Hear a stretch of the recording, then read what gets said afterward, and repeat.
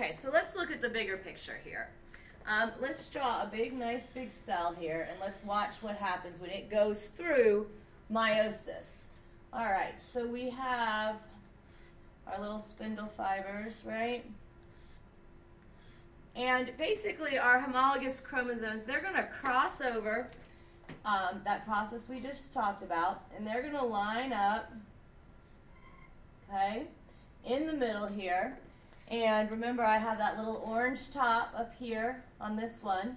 And on my orange guy, they're the same, right? One's from mom, one's from dad, but they carry the same genetic information. I got a little black tip on him. And this could be totally random. It might be the tops, it might be the middle, it might be the bottom. You never know. It's very random with the crossover. And let's do a couple other. We might have another homologous chromosome here. Okay. And we'll do one more right here. Okay. So there we go. We are all lined up. And what happens is we go into meiosis 1, okay? And these guys split into 2 more cells. So I've got my first little chromosome we talked about over here. He's got his little orange top. I got my orange guy. He's over here. He's got his little black top from the crossing over event. We'll add in our purple. Came over here. All right, and our green, our other homologous pair, is right here. Now, what happens next is what is so especially important about meiosis. It is that we're going to split again, and this again is meiosis 2, when I split again. But I don't duplicate this time, okay? I'm not duplicating my chromosomes. So what's going to happen in this instance is I'm going to end up with 4 cells, okay? All with different genetic information in them. So what does that mean? Well, let's start with this little guy right here, my original. Okay, he's right there, and he does not have the little orange end on him. Okay, the little orange end guy, he split off and he came over here. All right, and we'll put our little orange end back on him so we know who he is. And then we have this orange guy over here. He split and came over here. This guy split and came over here.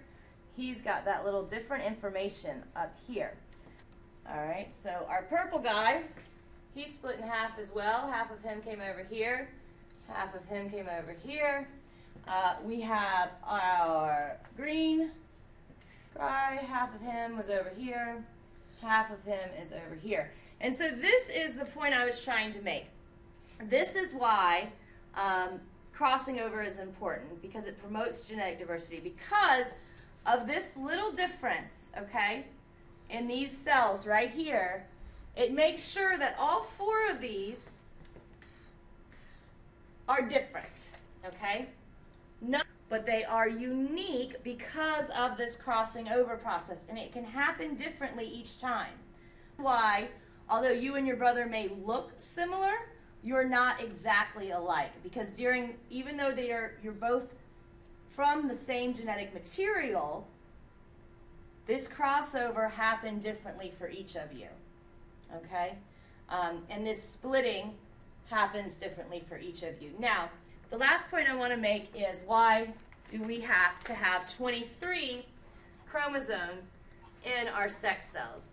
Well, the purpose of that is because we end up with an egg and a sperm cell. When they come together, okay, that equals 46, and we need 46 chromosomes, all right? So when the 2 gametes come together, they create a cell that has 46 chromosomes, which we also can call a zygote. All right, that was my lecture on meiosis. I hope you enjoyed it. I'll talk to you next time.